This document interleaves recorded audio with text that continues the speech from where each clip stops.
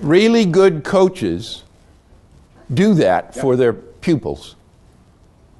Really good coaches have to do that if they're going to have an impact. They have to do that. They can't be telling you how to do it. You have to be, okay? And I hope that gives you an analogy. Yeah, but where would you, in oh my goodness. Your own personal Entrepreneurship, all over the place. Entrepreneurship. Okay, management. See, we think in the standard profile or the standard way of thinking in business schools that we train managers and we train leaders and we train financiers. And we teach them knowledge about management primarily, from me to you. That's what I did for much of my life, and I was darn good at it. Now the puzzle in my life, and I haven't figured out the answer to it, is that somewhere along the way, Bill and I figured out some things that actually shifted the being of our students. And how did I know that? I knew it because, well, first of all, they didn't like the first part of the course. And they would come to me and tell me that. You know, I'm spending $500 a class, one woman told me at Harvard, and I haven't learned anything yet. And then somewhere along the way, people would shift. And then they became, the course title at Harvard was Control, Coordination, and the Management of Organizations, CCMO. Then they turned into what became the general term for it at Harvard was CCMO terrorists. Because they went to every other course applying the CCMO stuff that they'd somehow learned, although they hated it, and caused a lot of trouble for my colleagues. And I heard a lot about that. So I still have not been able to figure out what it was exactly that Bill and I created. I know some of it, but I wish, eventually I'm going to get it figured out, where we shifted people's being. So, and Mike, just a quick go ahead. Response to Richard's question. Lots of people study mathematics and learn a good deal about mathematics and never become a mathematician. And I suppose that those of you in the room who are mathematicians, at least the ones that I've known, there's a rollover period where you're no longer simply acquiring knowledge, but you now start to dwell in the world of mathematics. So all this course does is to leave people who participate in the course dwelling in the world of leadership. And one of the things that makes me really proud is it's not restricted to Werner and I and our other co-instructors.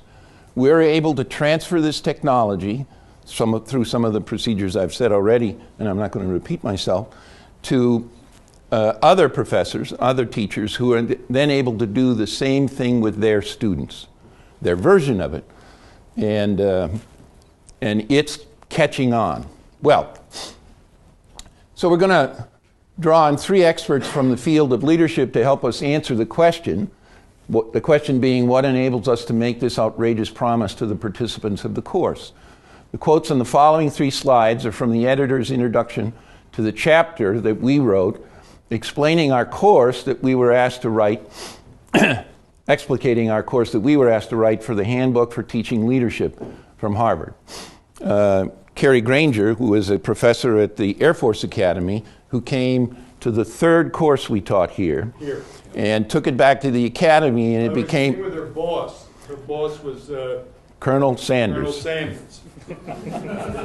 Really strapping, really handsome guy, and smart as the dickens. Yes. And it was an incredible success. It became such a success that it became a threat to the psychology department who was teaching the required leadership course that they canned it through faculty politics. But it has resurrected its head, and it's being taught again. So the book is edited by the book that we wrote the article for. It's about a 25 or 30-page article. Chapter. And it's up on CERN if anybody wants to. Somewhere I think I put these slides will be available up on CERN if anybody wants to read them. The editors were Scott Snook, who's a senior lecturer at Harvard Business School, Nitin Noria, who's the dean of the business school, and the George Baker Professor of Administration, and Rakesh Khurana, who's now the Dean of Harvard College, and the Marvin Bower Professor of Leadership Development. So these are non-trivial people. So the following are quotes from these editors on their introduction to our chapter, which was titled Creating Leaders in Ontological Phenomenological Model. This is the editors.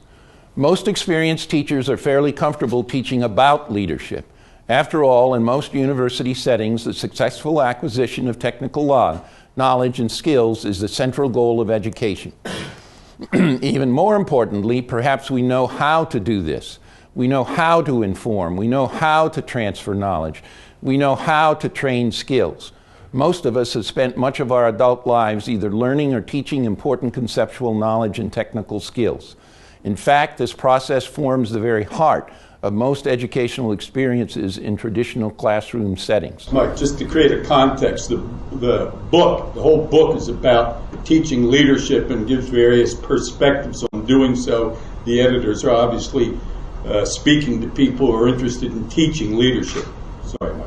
So they go on to say, how does one teach leadership in a way that not only informs them about leadership, but also transforms them into actually being leaders? This eclectic group of scholars is talking about me and Werner and Carrie. It must be Werner that was the eclectic part. This eclectic group of scholars argues for adopting a decidedly ontological approach to leadership education that promises to leave students actually being leaders, contrasting their ontological approach described as being an action as experienced on the court with more traditional perspectives where leadership is observed and commented on from the stands. This chapter presents a rigorous theory of leadership education that begins and ends with the following bold promises to students. You will leave this course being who you need to be a leader, and you will leave this course with what it takes to exercise leadership effectively. I want to just emphasize a couple of things there. We won't have time to go into them in detail, but we put an enormous amount of emphasis in the course on the difference between an analysis or study or learning that takes place from the stands. Think about yourself looking down at the Super Bowl, commenting on, analyzing, criticizing, all of that kind of stuff, which is totally different from the role of the players and the coaches who are on the court. Now, I want everybody in this room to recognize that when we send our students out into the business world, they're on the court. And we haven't prepared them to be on the court. That's where the being stuff becomes important. And it's time that changed. For these authors, these are the editors, integrity, authenticity, and being committed to something bigger than oneself form the base of the context for leadership. A context that once mastered leaves one actually being a leader. By following a rigorous phenomenologically based methodology, students have the opportunity to create for themselves a context that leaves them actually being a leader and exercising leadership effectively as their natural self-expression. You know, we couldn't have written this comment on our paper any better. So I'm going to ask Werner to go over the next 9 slides so that he'll have a chance to say something, and I will have a chance to rest. And then it'll be kind of an open... Mike never gets how much I love sitting here kibitzing on what he does. But anyway, let's see. So, an ontological, phenomenological model. The editors point to our ontological approach and our phenomenological methodology as an answer to their question. Let me find myself. How does one teach leadership in a way that not only informs them about leadership, but also transforms them into actually being leaders? By the way, quoting from our chapter in the book, of course, the students themselves do not need to study ontology. They only require the access to being and the source of action that is provided by the ontological perspective. And they don't need to study phenomenology. They only need to be provided with the actionable pathway to the being of being a leader and the actions of effective leadership made available by the phenomenological methodology. And there's the URL for the chapter. That's the URL on SSRN. Not that that's very used to you, but at any rate, there it is. So, New Science of Leadership, Being a Leader, an Effective Exercise of Leadership, an Ontological, Phenomenological Model. That's the name of the course. Sorry to move so people don't need to see through me. I apologize.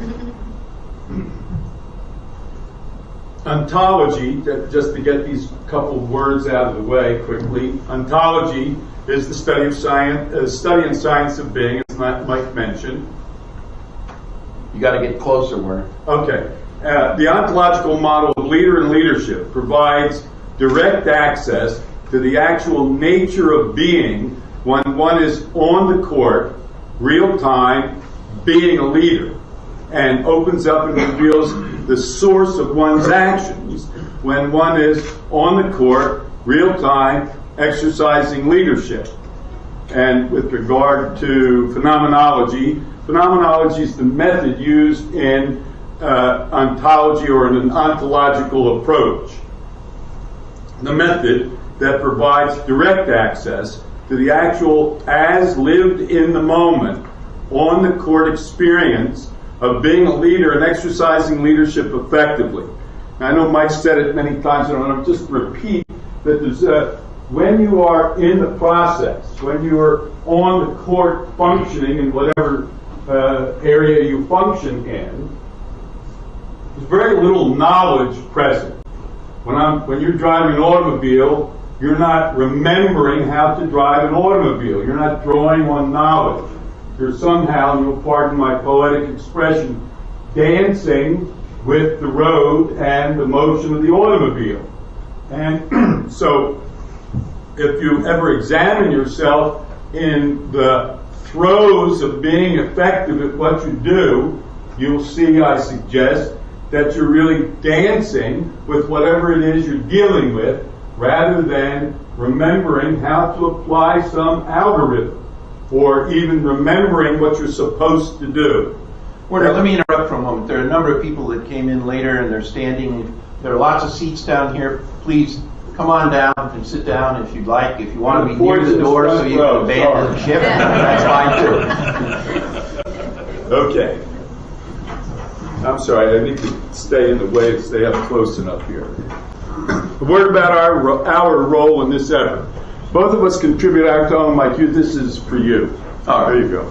So, this is Mike's speech. Basically, So do it. all of the time we spend on this, we do pro bono. We don't charge anybody for it. What we ask for is our expenses, and that's true of everybody else that works with us. And that's not only the traveling to the institutions and teaching the courses and doing that, but also the enormous, thousands and thousands of hours we've spent on research. We also have created a nonprofit foundation. We've unashamedly called it the Erhard Jensen Ontological Phenomenological Initiative, to raise funds to support these efforts and to provide a source of continuing expertise and support for the efforts when the two of us are no longer around. I'm now 74, and I think Werner's 77. 78. Hanukkah would know. I'm never going to catch up to him. So finally... I have to remind Mike to respect his elders. Yeah, we have that conversation more than once. Finally, the complete course materials, over 1,200 pages. Now, that's not literally 1,200 word pages. They're 1,200 pages of PowerPoint slides. Are available, what we call the slide deck textbook, and they're freely available on CERN along with all the pre-course readings, and we update them every time we teach a new course because we always make new innovations.